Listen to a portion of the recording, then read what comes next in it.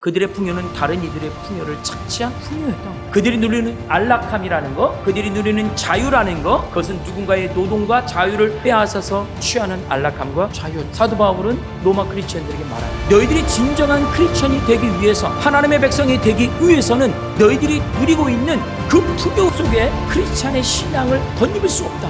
너희들이 누리고 있는 그 풍요, 그것이 풍요가 됐든 빈곤이 됐든 가난함이 됐든 그것을 버려야 된다. 풍요는 우리가 이 세상에 살아가야 될 삶의 풍조는, 목표는 풍요로움이야. 이거를 버려야 된다. 너가 지금 가난해도, 너희가 지금 풍요로워도 그 상관하지 않아. 생각을 바꿔야 된다. 왜? 그 모든 것은 타인에 의해서 주어지고 타인의 것을 빼앗아서 얻은 거야.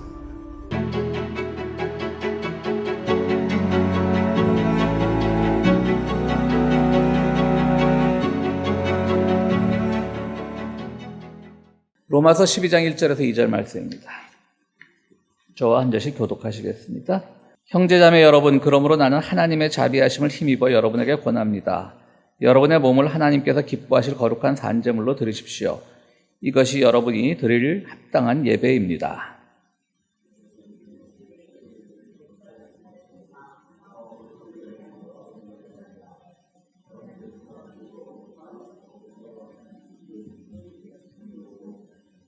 아멘. 이사야 61장 1절에서 4절까지 제가 봉독하겠습니다.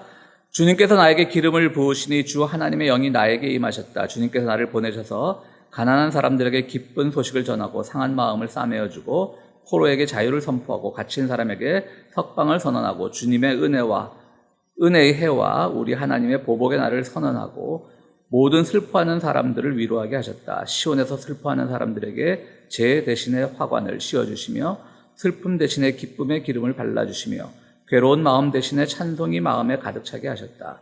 그리하여 사람들은 그들을 가리켜 의의 나무, 주님께서 스스로 영광을 나타내시려고 손수 심으신 나무라고 부른다. 그들은 오래전에 황폐해진 곳을 쌓으며 오랫동안 무너져 있던 것도 세울 것이다. 황폐한 성읍들을 새로 세우며 대대로 무너진 채로 버려져 있던 것을 다시 세울 것이다. 아멘. 예, 오늘은 고주열 목사님께서 설교 말씀 전해주시겠습니다.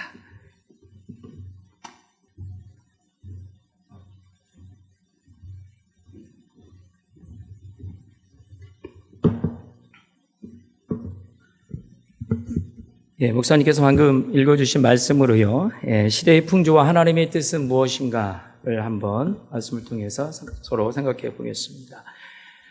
얼마 전에 6월 말쯤 마지막 주 정도였나요? 큰 기사가 하나 났습니다.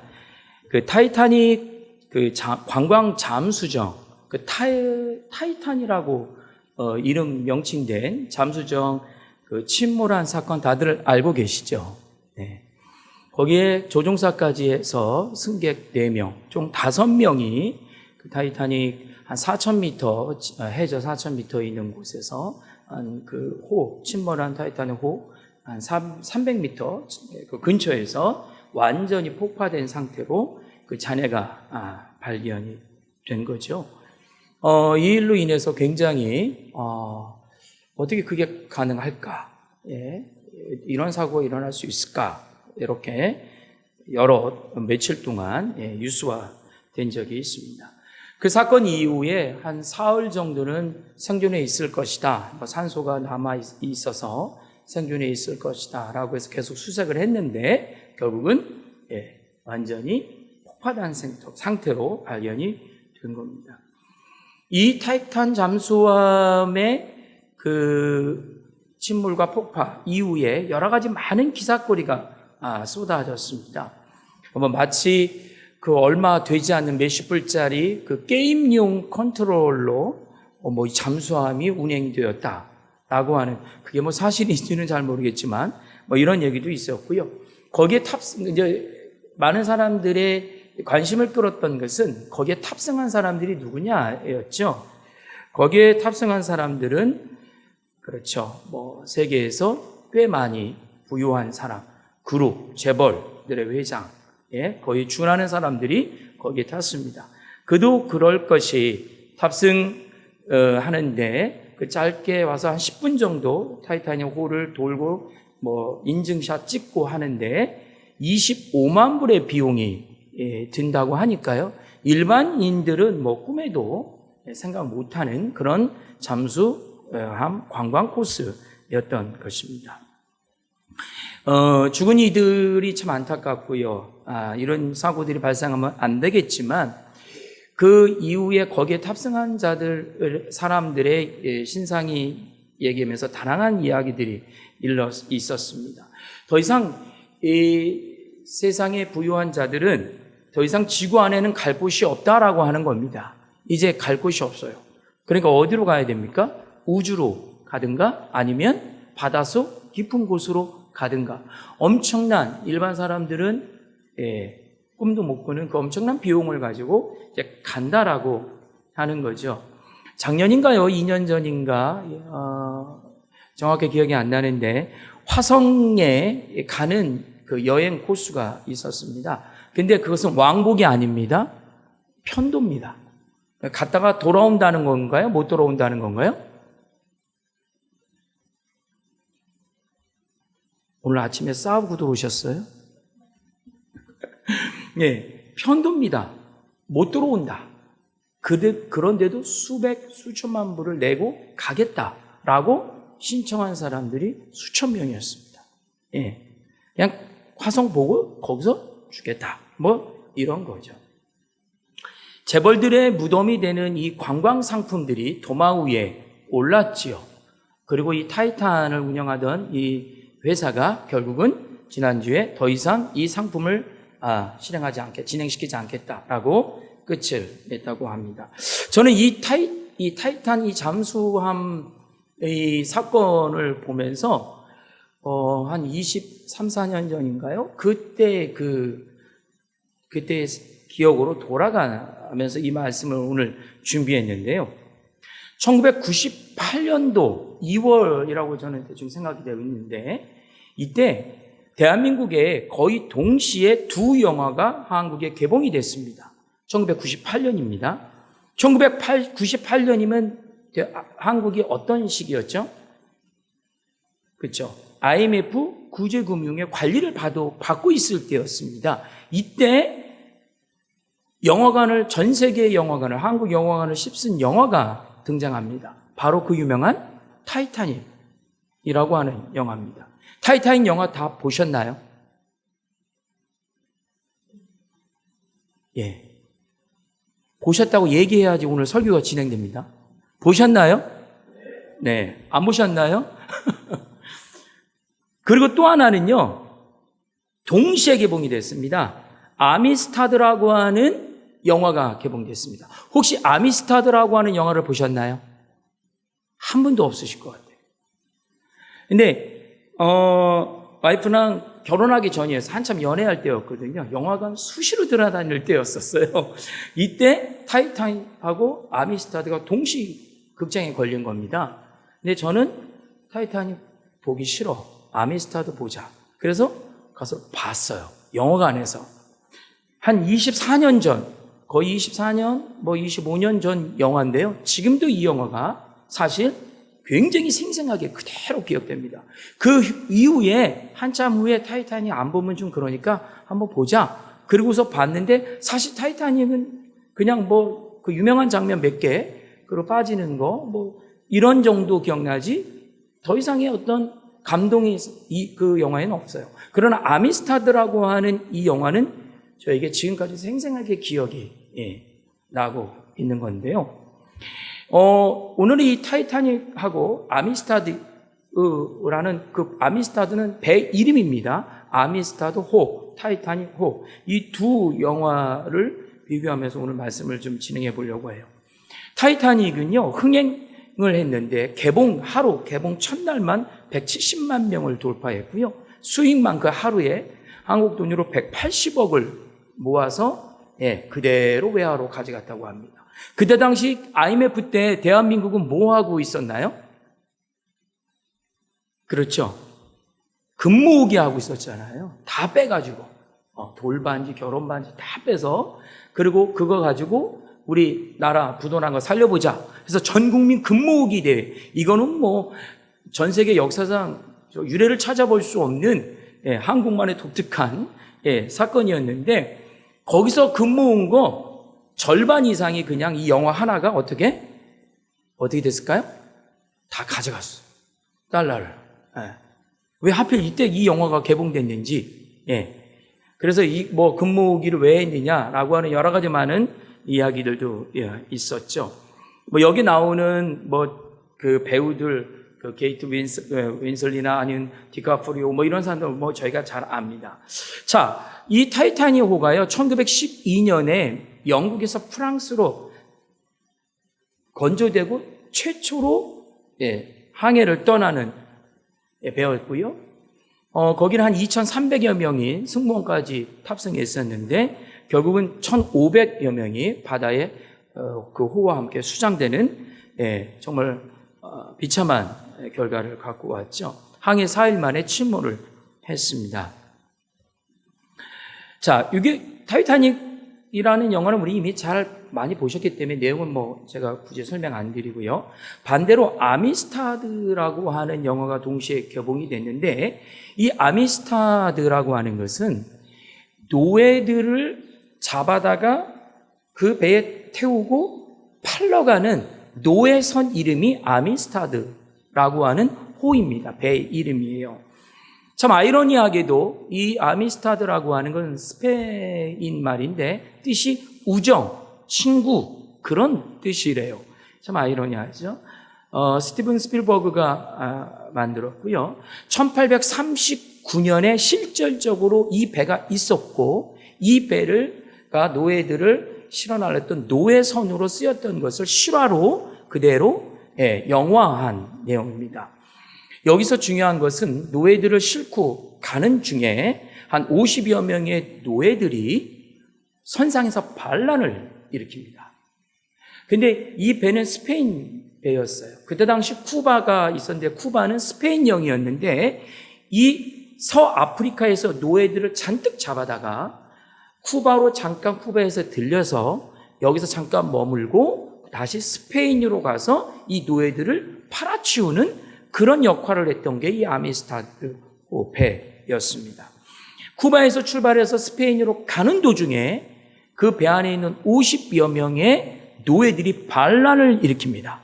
선상 반란이죠. 결국은 거기에 있는 백인들을 모조리 죽이고 배를 운전할 수 있는 조종사 항해사 딱 2명만 살립니다. 그리고 우리를 다시 원래대로 우리를 잡아온 곳으로 다시 가라 했는데 이 항해사가 먹을 것이 없어서 먹을 것을 다시 조달받아야 된다 하고 가까운 섬이 있는데 거기 들렸다 간다고 했는데 그것이 지금의 미국 신대륙으로 들어와 버린 겁니다. 몰래 그 배를 끌고 돌아온 거죠. 거기에서 결국은 이 노예들은 또다시 잡히죠. 잡혀서 그들이 감옥에 들어가고 거기서 벌어지는 영화 이야기입니다. 자, 여기서 이들은 이 재판을 받습니다. 재판을. 왜 끌려왔는지 우리 죄가 없는데 그러나 일단은 재판을 하는 그런 상황이었는데 백인 변호사가 이들을 변호하는 이제 그런 내용이고요. 그리고 이 노예들이 그 감옥에서 한 번도 보지 못한 바이블, 성경을 보는데 글씨는 알 수 없으니까 그림으로 보통 이렇게 사파 있는 성경이 있었잖아요. 그림으로 그 성경을 보면서 이해하고 거기서 위로를 얻고 이런 내용입니다. 전 이 영화에서 가장 슬펐던 장면 2장면이 있는데요. 처음 영화의 첫 장면에 그 아미스타드호가 서아프리카 바다에 정착하고 백인들이 총을 중무장하고 내려서 흑인들을 잡는 과정이었는데요. 정말 잔잔한 해변가에 아빠, 엄마, 아이 셋이 놀고 있었어요. 정말 평화롭게. 그냥 일상적으로 자기 집이니까. 그런데 무자비하게 갖고 들어가서 아빠를 끌고 가고요. 엄마랑 아이를 죽입니다. 그 장면이 굉장히 잔인한 장면으로 나오고요. 또 하나는 이들이 감옥에서 수십 명이 감옥에 있다가 법정으로 끌려갈 때 온 머리에 얼굴, 손, 다리에 다 쇠사슬을 하고 법정으로 끌려갈 때 그들이 유일하게 배운 영어가 하나 있었습니다. Give us free. 우리에게 자유를 달라. 그거를 딱 배운 거예요. 아무것도 몰라요, 영어. 그러니까 아프리카 왔으니까. 근데 우리에게 자유를 달라. Give us free. 요 단어만 알아요. 이것을 외치면서 법정으로 갔다가 다시 감옥으로 가고 법정으로 갔다가 다시 재판받는 이런 과정 속에서 이런 내용들이 이 영화를 속에 있습니다. 결국은 여기에 주인공으로 있던 흑인 남성은 이 재판을 받고 자유자가 됩니다. 자유자가 되고 그리고 다시 고향으로 돌아갔더니 가족은 아무도 없고 고향과 집은 다 폐허가 되면서 그 영화가 마무리가 되는 그런 내용입니다. 이 사건 이후로 30년 후에 미국의 남북 노예 전쟁이 벌어지고요. 그리고 이런 크고 작은 사건들을 계기로 해서 결국은 미국에서 노예 해방까지 가는 내전이 일어나는 거기까지 갔다라고 많은 사람들이 평가를 한다고 합니다. 자, 이 두 영화는 매우 달라요. 물론 이 아미스타드나 이 타이타닉은 그 당시 그 다음에 아카데미 상을 노리고 제작했다고 해요. 근데 타이타닉은 엄청난 제작비를 가지고 했고요. 아미스타드라고 하는 영화는 굉장히 저렴한 제작비로 만들었습니다. 타이타닉은요, 영화 속에서 그 젊은 남녀의 러브 스토리, 로맨틱한 그 관계가 진행되면서 그 영화가 더 흥미롭고 또한 그 삶과 죽음에서 그 죽음이 주는 그 서사가 굉장히 많은 사람들을 감동시켰죠. 그래서 타이타닉 영화는 굉장히 흥행했습니다. 한국에서. 전 세계에서도 마찬가지고요. 반면에 아미스타드는요, 한국에서 굉장히 망한 영화 중에 하나입니다. 내용은 굉장히 좋고 메시지도 좋은데 흥행하지 못했죠. 그 이유는요, 너무 주제가 무거웠던 거예요. 인종차별, 노예 문제. 당시 한국은 IMF라고 하는 침울한 경제 제재 속에서 어려운, 무거운 사회적 분위기인데 또 이런 주제가 영화로 개봉되니까 다 거부했던 거죠. 오히려 타이타닉, 화려함, 탈출, 미지의 세계로 출발, 엄청난 부가 주는 새로운 희망, 이런 영화가 화려함, 이런 영화가 한국 사람들에게 인기가 있었던 겁니다. 하지만 역사적으로 이 두 배는 있었고요. 사실적으로 있었습니다. 그러나 이 두 배를 바라보는 우리의 시각은 다르고요. 주는 메시지는 분명히 다릅니다.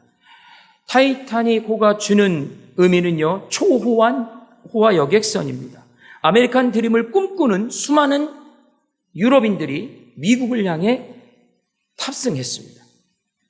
이때 그 역사적인 그 타이타닉 역사 자료를 흑백 필름으로 저도 여러 번 봤는데, 이때요 그 부두에 수천 명이 나와서 이 타이타닉호의 이 항해를 박수하고 환호하고 그런 장면들을 봤는데, 모든 사람들이 이 여객선에 타고 싶어 했을 겁니다. 이 여객선은 세계에서 가장 큰 배입니다. 사람을 태우는. 그리고 절대 침몰하지 않는다라고 하는 확신이 있었어요. 어마어마한 돈이 들어갔고 자본이 들어갔어요. 그리고 가장 화려하게 내부를 꾸몄고 가장 안전한 철광과 부품을 통해서 가장 완벽한 배를 만들었어요. 당시 인류가 만든 최고의 걸작이었어요. 거기에 선장, 항해사 있었던 그 모든 사람들, 그리고 그 배에 책임지고 있었던 모든 사람들 시작해서 그 배에 탑승한 모든 이들은 한결같이 내가 이 배에 탄 거에 대해서 엄청난 자긍심과 희망을 가지고 그 배를 탔던 거죠. 하지만 그 모두는 그 작은 빙산의 일각과 부딪히면서 그 모든 것은 그 바다 위에서 완전히 산산조각 났죠. 그리고 4,000m 위치로 바닷속으로, 해저 속으로 들어가 버렸고, 모든 것이 바닷속에 가둬놓고 말았습니다. 아미스타드라고 하는 영화는요, 내 의지와 상관없이 노예가 됐어요. 노예가 돼서 나는 노예가 아니야. 나는 자유자야. 난 자유인이야. 이것을 그 미국 낯선 땅 법정에서 그 노예들이 사투를 벌이는 그런 내용입니다. 노예가 되어 사투를 벌여서 내 인생을 다시 찾고자 하는 그런 내용이에요. 이 아미스타드는 내 인생을 송두리째 완전히 바꿔놓은 배입니다. 처음서부터. 타이타닉은 처음엔 화려함으로 시작됐지만 그 결과가 그런 결과가 났지만 그래서 많은 사람들이 내 의지로 그 배를 탔죠. 엄청난 돈을 들여서. 하지만 아미스타드는 내 의지와 상관없이 그 배를 탑승하게 됐고요. 결국은 그 배를 타는 순간 손과 발에 쇠고랑이 차여지며 노예가 되는 배였어서 그 배를 타는 순간 모든 것이 사라지는 거예요. 상실의 배입니다. 미래가 없는 배이고요. 우리를 기다리는 것은 죽음과 공포가 시작되는 그 배였습니다. 자유가 사라지는 배. 하지만 그 배는요, 그 엄청난 절망의 배에서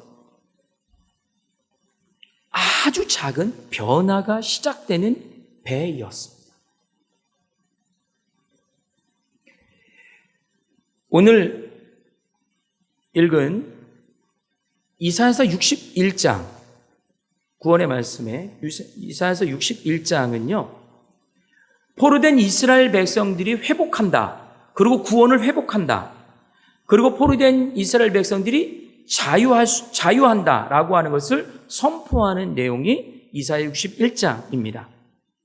나의 의사와 상관없이 가난해졌어요. 마음이 상했어요. 포로가 돼서 감옥에 갇혔어요. 그래서 내가 할 수 있는 것은 슬퍼할 수 있는 일밖에 없어요. 이것이 당시 이스라엘 백성들의 포로된 삶을 상징적으로 표현하는 그런 내용입니다. 그런데 이들에게 주님은 그 가난함, 그 빈곤이 사라지는 기쁜 소식을 이사야 선지를 통해 알렸고요. 포로로 인해서 상한 그 마음을 위로해 주는 하나님의 말씀이 그들에게 있었고요. 감옥에 갇혀 포로됐던 그들의 인생이 자유자로 다시 고국으로 돌아간다는 자유의 선포가 있는 말씀이 오늘 이사야서 61장 1절 쭉 이어 연결된 말씀입니다.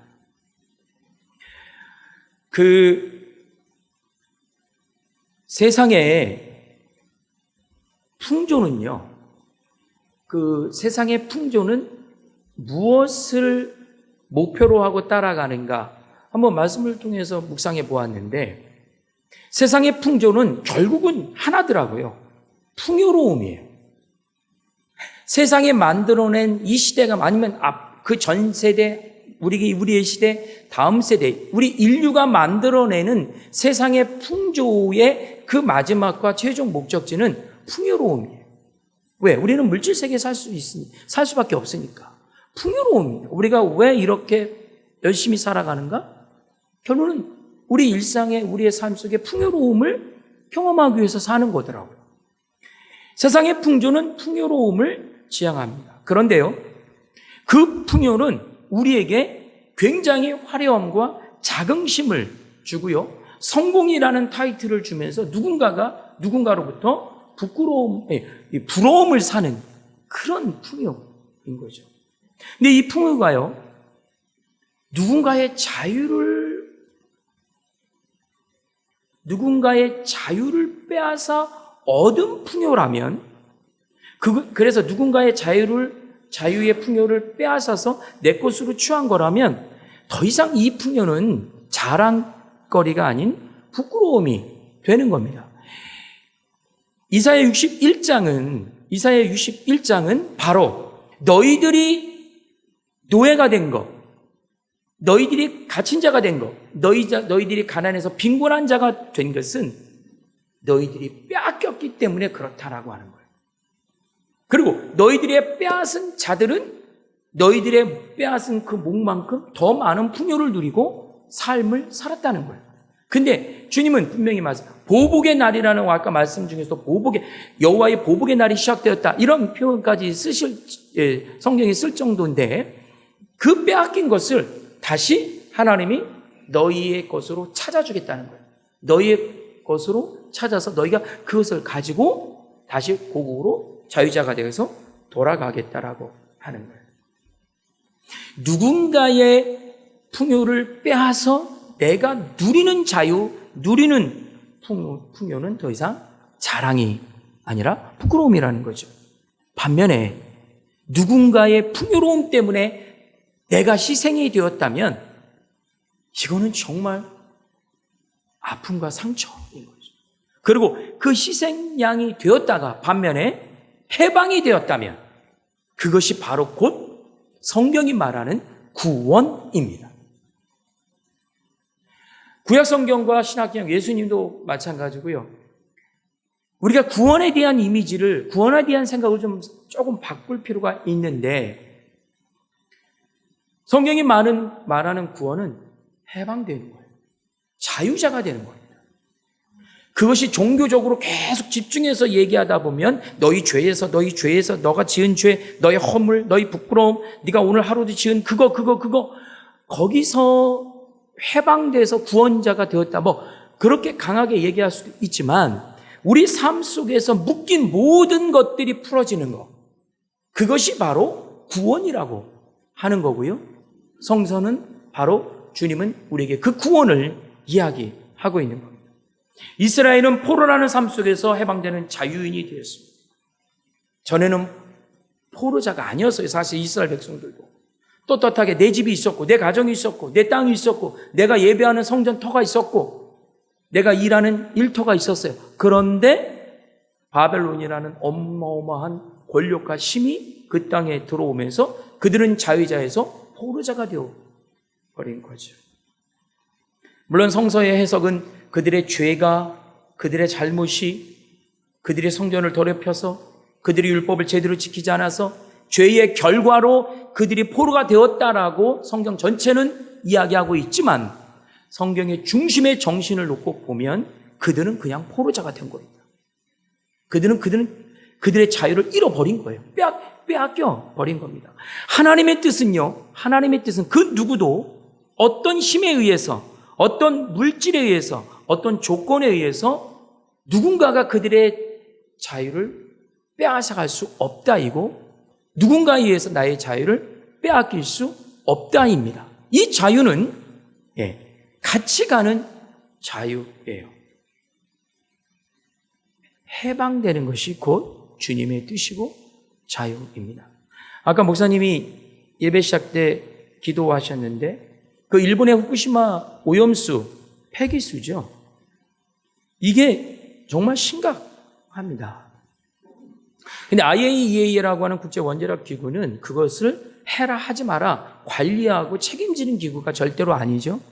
130쪽에 관한 그 엄청난 보고서 내용에는 방류를 해도 과학적으로 무난하지만 책임은 우리에게 없다. 책임은 일본 정부가 무조건 질 것이다. 이게 모든 최종 보고서의 결과예요. 그러니까 IAEA는 할 수 없는 거예요. 그리고 방류는 그 세계 누구도 막을 수 없다. 일본 정부가 정하면 방류할 수 있다예요. 그러니까 이것은 과학적인 문제도 아니고 목사님 말씀하셨듯이 그건 정말 전 세계를 향한 윤리적인 문제인 거죠. 그리고 방류 이후에 그 어떤 것도 책임질 수 없고 그 어떤 현상도 그 누구도 예측할 수 없는 것이 인류의 최초의 사건이기 때문에 그렇죠. 일본이 그걸 방류하겠다는 거예요. IAEA는 묵인하는. 이게 자유니까. 왜? 방류는 일본 정부의 자유예요. 일본이 판단하고 하는 거예요. 그들의 자유예요. 아무 의미도 없어요. 아무리 반대해도 상관없어요. 내가 내 자유를 누리는데 무슨 거기에 왜 우리를 반대하느냐 이거죠. 자, 일본의 자유입니다. 말씀드렸지만 누군가의 풍요를 빼앗아, 누군가의 희생을 빼앗아 누리는 자유는 더 이상의 자유가 아니죠. 근데 한국의 어떤 이는 매일매일 자유를 외칩니다.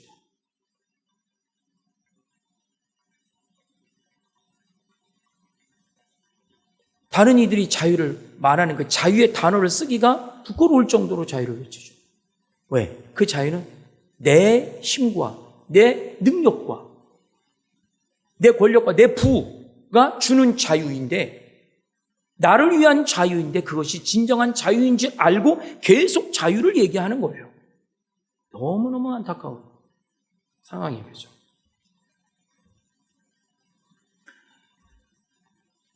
당시 로마인들은요, 이렇게 생각했다고 해요. 로마인이기 때문에 당연히 이렇게 사는 거야. 자, 무슨 말씀인지 아십니까? 로마인이기 때문에 당연히 이렇게 사는 거야. 오늘 용서와 확신의 말씀 중에서 로마서의 말씀인데요. 당시 로마인들은 내가 로마인이기 때문에 당연히 이렇게 사는 거예요. 왜? 로마는 전 세계의 식민지한 제국 국가예요. 근데 로마라고 하는 시민권을 갖고 있는 로마에 사는 로마 시민들은 그 모든 것들을 다 누릴 수 있는 자유가 있는 거죠. 그 로마인이기 때문에, 내가 로마 시민권을 갖고 있기 때문에 당연히 이렇게 사는 거야. 이것은 그들의 의식이고 그들의 DNA이고 그들의 전통이었어요. 로마인들은 스스로 오랜 시간 동안 그들이 만들어 온 이 풍요와 의식, 제도 속에서 행복을 누리고 있었습니다. 그런데 오늘 로마서의 사도 바울은 로마에 있는 크리스천들에게 말합니다. 로마서는 로마의 대중들에게 쓴 글이 아니라 로마에 있는 소수의 크리스천들에게 말한 내용이잖아요. 그들에게 말합니다. 그들은 오리지널 로마 사람들이에요. 그러니까 로마인은 풍요롭게 사는 게 당연한 거야. 왜? 우리에겐 힘이 있으니까. 저 모든 것은 우리 제국이니까. 당연히 우리는 그 특권을 누려야 돼. 이게 로마에 사는 크리스천들의 생각이었어요.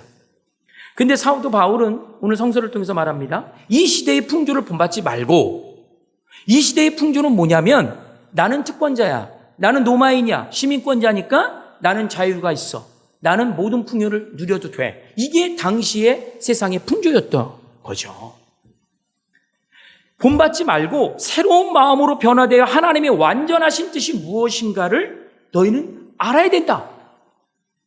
너희들이 지금까지 누려왔던 그 세상의 너희들의 풍조, 너희의 의식과 생각과 삶의 습관을 지배했던 로마인이기 때문에 누려야 됐던 그 풍요로움의 그 풍조가 하나님의 뜻에는 아닌 거야. 이거를 사도 바울이 지금 지적하고 있는 겁니다. 로마인들이 누렸던 이 풍요는 좋은 거죠. 뭐 풍요롭게 사는 게 왜 나쁩니까? 그런데 그 풍요의 문제점이 있습니다. 그들이 누리는 풍요는 그 모든 것들은 식민지에서 다 탈취한 것들입니다. 강탈한 것들이에요. 대부분이. 그 로마 작은 곳에서 가장 큰 도시 수만 명의 사람들이 그곳에서 자급자족 할 수 없어요. 그 조그만 성에서 수만 명이 살았는데 다 갖고 온 겁니다. 어디서? 빼앗아 온 거죠. 그리고 그곳에 수많은 노예들이 있었습니다. 전쟁 포로들이 있었습니다. 그들이 와서 대신 나의 굳은 일을 다 한 거죠. 그들의 풍요는 다른 이들의 풍요를 착취한 풍요였던 거예요. 그들이 누리는 안락함이라는 거, 그들이 누리는 자유라는 거, 그것은 누군가의 노동과 자유를 빼앗아서 취하는 안락함과 자유였던 거죠.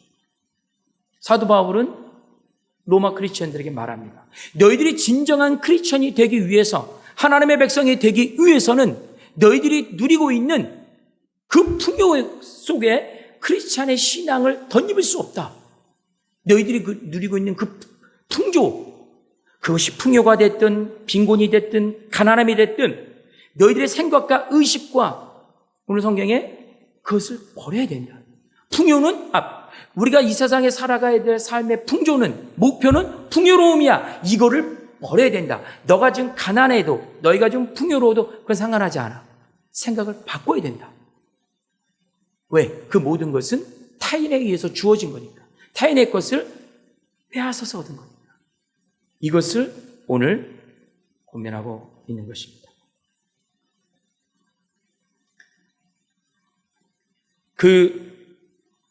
앞서 말한 두 배, 타이타닉과 아미스타드를 통해서 제가 좀 단순한 결론을 내려보자면 단순한 상징입니다. 저만의.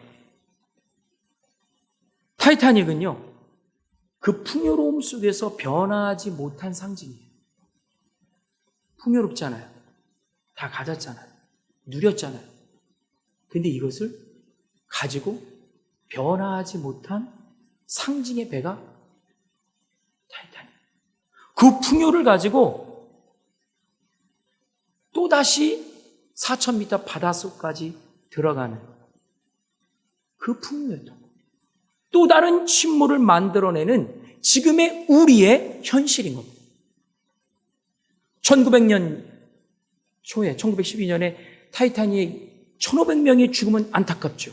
최근에 일어난 잠수함의 사건도 생명은 안타까운 겁니다. 하지만 중요한 것은 그 타이타닉호가 우리에게 주는 상징은 진정한 풍요가 무엇인지, 나만 갈 수 있는 관광 코스로 돌아가는 게 진정한 풍요인 거지. 이 시대가 만들어낸 또 다른 타이타닉, 또 다른 풍요였던 거예요. 변화하지 못한 풍요였던 거죠. 이것이 지금의 우리의 현실이죠. 반면에 아미스타드는요, 비참한 노예, 자유를 빼앗겼지만 흑인이기 때문에 너희는 당연한 거야. 흑인이잖아. 힘이 없잖아. 글씨를 못 읽잖아. 문명화되지 않았잖아. 당연했던 당시 1800년대 당시 흑인을 바라보는 세상의 풍조는 너희는 노예이어야 돼. 너희는 소유자가 되면 안 돼. 이것이 당시의 풍조였거든요. 근데 이 아미스타드, 이 배에서부터 이들은 저항했어요. 반란을 일으켰어요. 왜 내가 노예야? 왜 너희들은 선상에서 드레스를 입고 춤을 추고 파티를 하는 장면이 나와요.